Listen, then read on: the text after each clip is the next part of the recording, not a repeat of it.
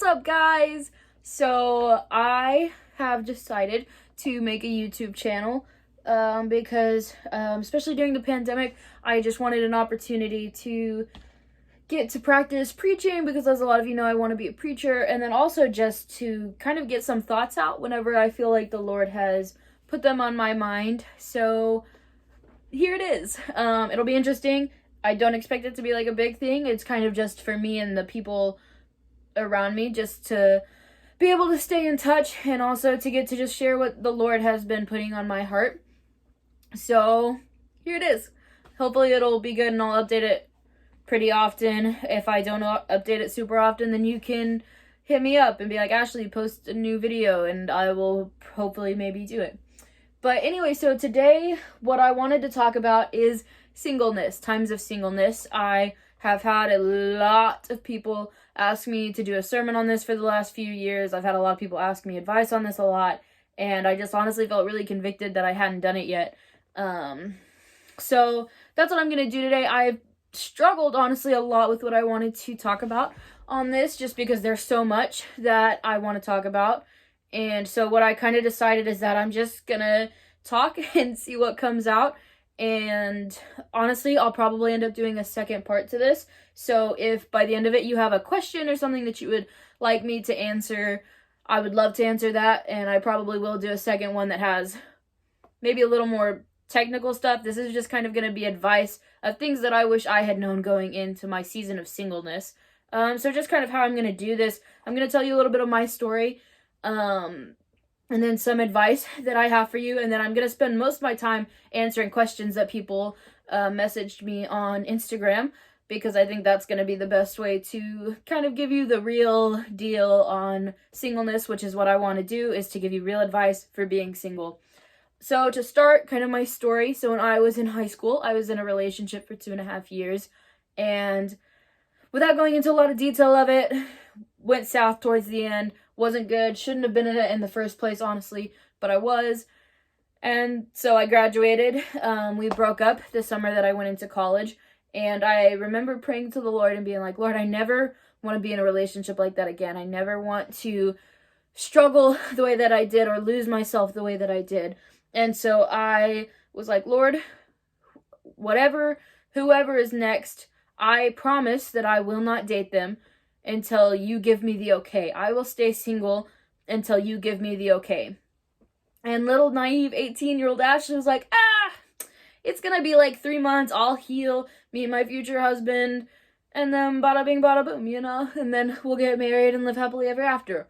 We can all laugh at that. It's now been almost 6 years, it'll be 6 years in July, that I have been single, and I've kind of had to learn a lot of things on my own, just because there haven't been a ton of resources that I've been able to look at, or sermons or anything. And so I kind of just ended up having to learn a lot of this on my own. And so I just want to share with you some of the things that I really wish that I had known. And also because I don't want to say anything against people who've preached on this. This is just my personal preference. Of a lot of the people that I have heard preach on this were people who are married, or were single for like 6 months but are now in a relationship, or had been single for like 2 months and we're talking about it. And so I never really got the advice that I really wanted, and that I really have needed at times. And so that's just what I want to share with you. And so to start off, I wanted to go through some of the lies that I believed going into singleness. And the first one is that I was in a tunnel just kind of waiting for my husband. So like I said, a lot of these sermons and people speaking that I've heard talk about this subject usually talk about, you know, that they were single, but don't worry because there's a light at the end of the tunnel, and your spouse is at the end of the tunnel, and don't worry, like, you just have to keep going. And so that's kind of the picture that I had in my head of singleness, was that I'm in a tunnel and I'm going to get to the end of it, and that's where my spouse is going to be. And, you know, like, the tunnel's probably going to suck, but at least I'm going to get it through it. And that's just so wrong. Because first of all, saying that my spouse at the end of the tunnel is the light at the end of the tunnel kind of makes me assume that my goal is to get married. Like, that's the end goal, and it's not. That's not the end goal for my life, and it probably shouldn't be the end goal for your life, although marriage is a great thing, but shouldn't be the end light of the tunnel. And so I had to kind of come to terms with that.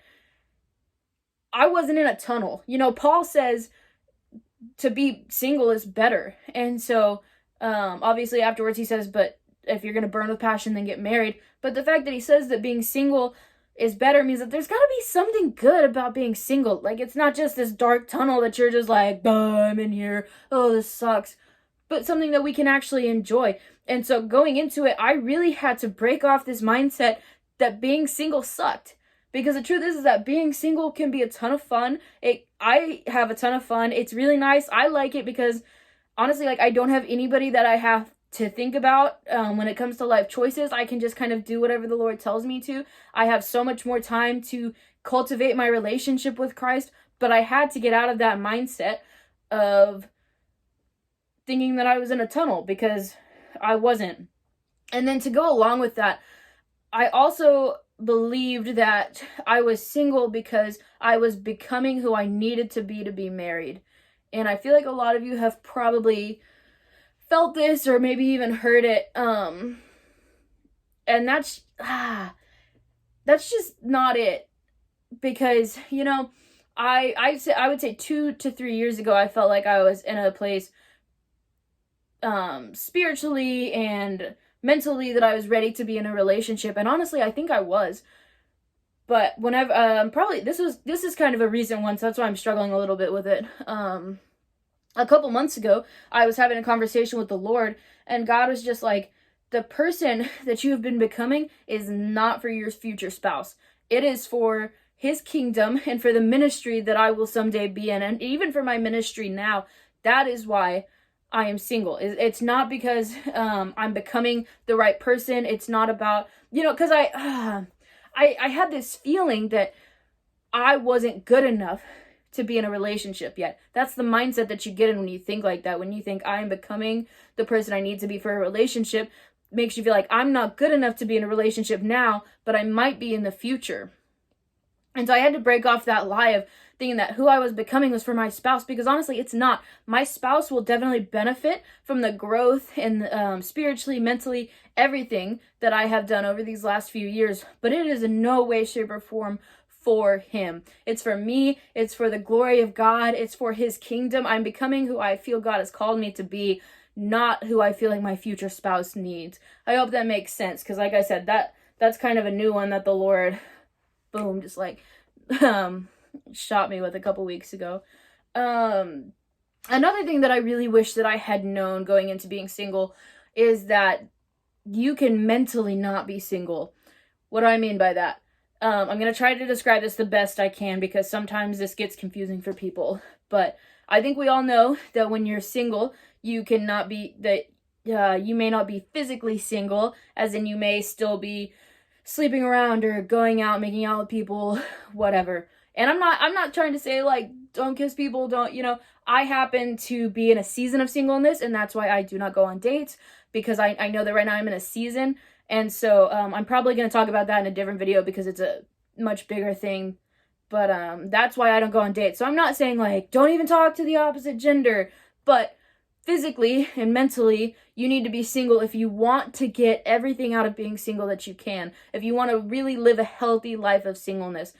And so I think we all know, you can kind of assume the physical aspect of, yeah, you know what, if you're making out with every other girl or guy, yeah, you're not really being single. But mentally is the one that I was shocked by. And I didn't really realize it until I started struggling with it. What I mean by being mentally single is, guys, I don't know if the male gender struggles with this near as much, but I know as females, I know I do, and I know that I've had conversation with other women who also fall into this. But what I'm talking about is making up a relationship in your head. So whether that is with a guy on the TV screen, whether that's with a cute boy that came to youth group or to the college ministry, thinking about what your first date could be like, and, you know, if you got married, what it would look like. And no, like, I never imagined, like, mine and somebody else's wedding, and so that's why I was kind of like, oh, this is fine. But I would definitely picture what a relationship could be like. Now then, there is a line of whenever you want to start dating somebody, you need to think about if it could work. But when you start picturing the relationship, your first date, your second date, anniversaries, when you start kind of like daydreaming about this person, that's where you have to stop and have that mental and emotional boundary. Because what I began to realize is that as I was physically single, I mentally was creating these relationships in my head that were keeping me from fully living a healthy life of singleness, from fully going in with the Lord. And I realized that I was missing out on opportunities I had to connect with Jesus because I was too busy being in this mental relationship of thinking about what if, what could be, you know, that cute guy who was on TV, like, oh, what would it be like? And if you've never struggled with this, that's fantastic for you. If you have, don't worry, you're not the only one. For a long time I was like, oh, if I ever tell anyone about this, people are gonna be like, oh my gosh, she's crazy. But you're not. People struggle with that, especially when you're single. We think about what a relationship could be like, and it's okay to want a relationship. It's okay to hope for that. But whenever you start to make it up in your head, you start to take away from what you could be gaining in this time of singleness. Now, here's the thing. Everything that I'm saying is coming from a Christian perspective. From my perspective as a Christian, how my walk with Jesus and walk in life has been changed because I've been single. So if you're not a Christian, take and choose what you want to. But from my perspective, it's during my time of singleness, it is the opportune moment for me to be able to connect with the Lord in a way that when I'm married, I may not be able to, because you have this whole other person and eventually a family that you have to deal with. And right now, it's just me. I don't really have that much that I have to think about and have plenty of time to connect with the Lord and to just be with him.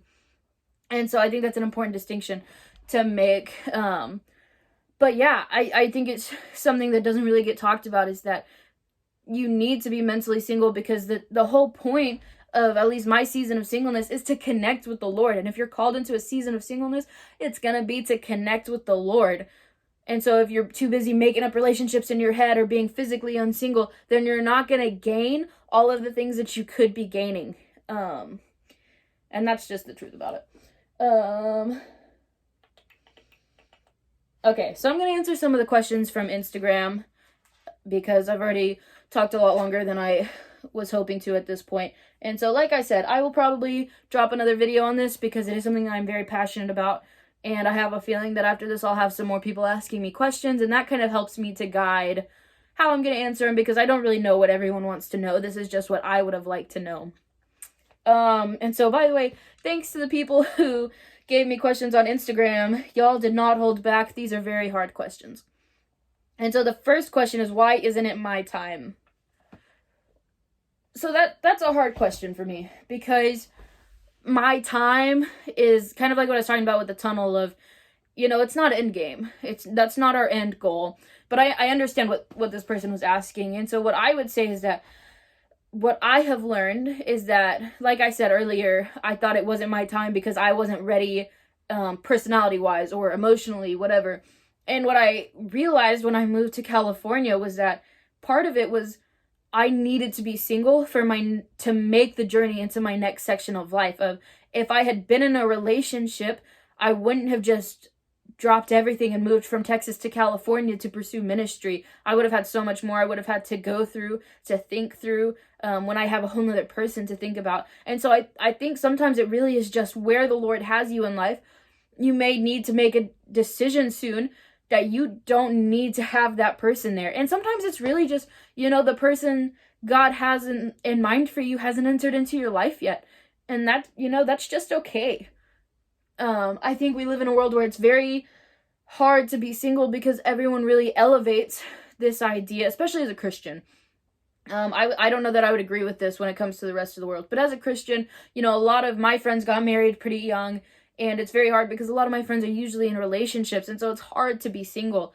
But I would say, like, for me, I know it's not my time right now because I really feel like my next step I am going to need to make, just like my one from Texas to California. It's going to be one that if I had a relationship, it would be too hard for me to make that decision. Or maybe I wouldn't even make it.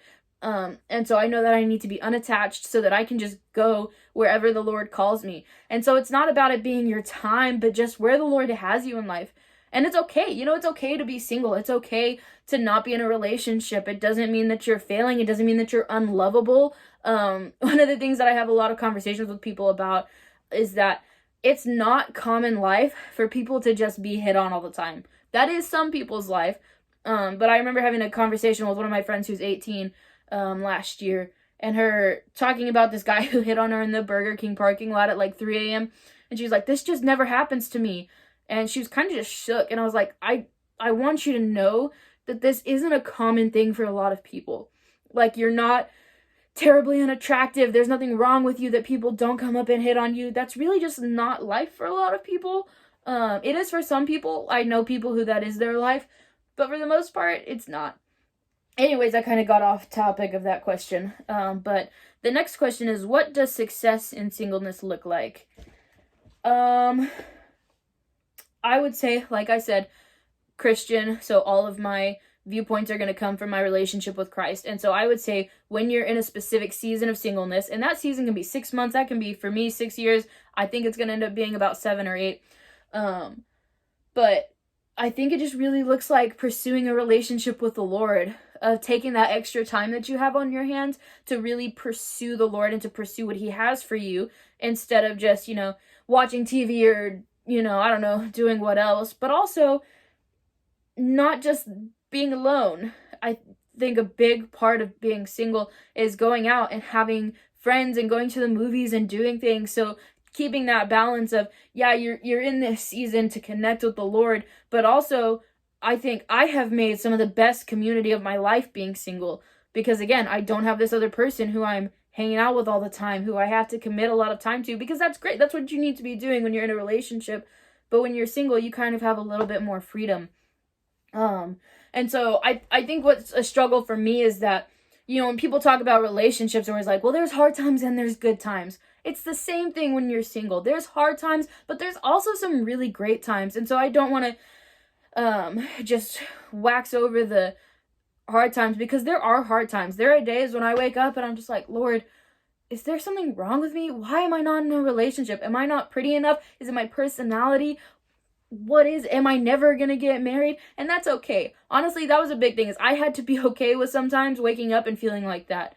But then remembering that it's none of those things. It's just the season that the Lord has me in. And to know that, I have friends, so obviously I'm not just like a terrible person to be around, but just remembering that, keeping that in mind, that, if you're not around people, you're gonna feel more alone. And so that's honestly the biggest advice that I could give you as a single person, is create a healthy community of other single friends. Not just friends who are all married, but have that community of other single people so you don't feel alone, and to have people that you can just call up and say, hey, I really want to hang out. Can we do that? Who could just be like, yeah, because they aren't in a relationship, so they don't have to check with anyone. Anyways, next question. What does being single for a long time do to one's well-being? That's a good question. And I would say it depends on how you live out being single. Same as a relationship. If you're in a healthy relationship, it's going to be good for your well-being. If you're in an unhealthy relationship, it's not going to be so good. Same thing with being single. If you live it in a healthy way, have self-care, grow in your confidence, grow in your walk with the Lord, all of those things, then I think it's going to be great for your well-being. I can definitely say that 5.5 years into being single, I am in a way better mental, spiritual, emotional state than I was when I was in a relationship in high school. Like, leaps and bounds from where I was. So it really, really depends on how you live it out. If you choose to just be sad all the time and be wallowing and hooking up with people and doing all those things, then yeah, it's probably not going to be great for your well-being. But if you live it in a healthy way, and a lot of that honestly is asking the Lord what living healthy in singleness looks like for you, then I think it can do great things. I have grown in confidence. I have grown in things that I know the Lord is calling me to, and just so many things, and I don't want to bore you with that list, but I have grown in so many things, and I would say that being single for a long time has done amazing things for my well-being in every nature. The next question is, how do you deal with loneliness when it comes in hard? I took this as practical in the moment steps. And so I'm going to answer this question in two ways. The first is preemptively. I think it's better to be prepared for this than to just let it happen. And so what I mean by that is taking steps to make sure it doesn't just all of a sudden overwhelm you. And so that looks like keeping weekly coffee dates with one of your friends, calling people to keep up with them, especially during quarantine. I know that for me, honestly, being single has been so much harder during quarantine because I feel like I'm alone and that nobody else is alone. And that's just not true. Honestly, a lot of people are still struggling with this. Even married people struggle right now with being lonely. And so I would say the best way is to prevent just a floodgate of loneliness. However, if a floodgate of loneliness just hits, you're laying in bed and you're just beyond lonely, what I like to do is I really had to learn that it was okay to call people and just tell them about my life, tell them, because that's really what it is you're just missing that human interaction. I don't know why, but I had this idea of like, if somebody's not reaching out to me, that means they don't want to hang out. But that's stupid, because if everyone has that mindset, then nobody's reaching out to anybody. And so I would say the biggest thing that I do is go and be around friends.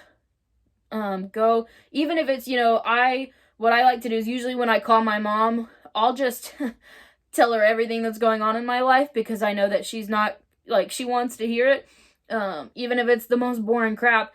And just at the end of it, kind of knowing that somebody knows what's going on in my life makes me feel so much better.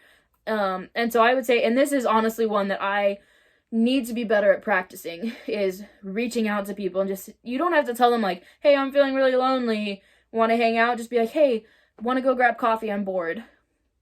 Something like that. And a lot of times people will say yes. Most of the time that I ask people to hang out, they say yes. But I always have this fear of like, oh, they're gonna think I'm so needy. That's not true. And so I would say the biggest thing is go and hang out with people. Go and be in the presence of others. Don't just let yourself wallow. Go out and do it. And then this is advice that I heard from somebody last year about when you're single for a very prolonged time, is that one of the things that you begin to really miss is that physical touch. And so they gave the advice to go and get a pedicure, go and get a massage, just to make up for that physical touch that you're really missing. And so I definitely recommend that. I think it helps to make you not feel as lonely, because we as people crave physical touch. That's a love language for a reason. People crave it. And so I think that's fantastic advice to go and do that. But yeah, when loneliness just hits hard, don't be afraid to reach out to people. You don't have to tell them everything that's going on. Just go and meet up for coffee. Just go on a hike. Do something. Just to have that human interaction, because it really is the loneliness. It's not about not being in a relationship. I think the loneliness is what really hits hard. Next question is, what's the difference between loneliness and singleness? I feel like I kind of answered that just now. I would say the biggest thing is anyone can feel lonely. It's not just when you're single. I know married people who have times where they just feel super lonely. And so lonely is feeling like you have nobody. Singleness just means that you're not in a relationship. I have plenty of people around me that I know who love and who care for me. And so, yeah, sometimes I do still feel lonely, because it is nice to have that one person who you are just guaranteed to go to and to talk to. But it's not loneliness. Yeah, I didn't answer that super well, but you get the point. And then I think this is the last question. How to live in an age of singleness when a lot of those around you are not. So, big thing, already said, get a group of other single friends. Even if it's just 2 people, have a group to where you're not the only person who's single, because it does start to suck when you are the only single person around all the time. Don't get me wrong, I have married friends that I hang out with, where I am the only single person there, and it's not a big deal. I have a ton of fun with them. It's awesome. But if they were the only people I hung out with, that would get a lot harder. And so it is so important to be in relationship with people who are in the same time of life as you, to just remember that you're not the only one going through it, to have people who are there for you, who understand what you're going through. And yeah, that's really the best advice I can have. And then just remember, everybody's paths are on different levels. I used to really compare myself. So my best friend is married. She got married when she was 21. She has a house. She has a full-time job. And I love that for her. And I love her. And I love everything about her. But sometimes it is hard to not look at that and be like, man, am I behind? Am I doing something wrong? Am I not in the right spot? And it's in those moments that I have to remind myself, like, I'm on a very different journey than she is. I know the areas of ministry that I'm called to are not going to look the same as what she is. If I was married right now, I wouldn't be here in California studying. I definitely, I just wouldn't be here. And so you have to remind yourself that all of us are called to different things. And some of our paths are going to take a little bit longer. Jesus didn't start doing ministry until he was 30. Okay? 30. And so just have grace for yourself to know, it's not all about getting married. That's not what life is all about. As Christians, our life is about serving the King and serving Jesus. And I think that sometimes we flip those around thinking that marriage is the most important and then, serving the Lord. And so I think once we switch those mindsets, it really changes things to think, okay, my mindset is to love the Lord, pursue him. And then, a relationship would be great, but I don't need it. I don't need that for where I'm at in life. So that was a lot. And that was so much longer than I thought it was going to be. I'm so sorry. There is so much more that I want to say. So I will definitely do a part 2 at some point. I'll probably plan that out more. That was just kind of me talking and just getting what I feel needs to be done right now. Because like I said, during quarantine and this isolation period, it does feel harder to be single. And so I want you to know you're not the only one feeling that way. Everyone's feeling that way.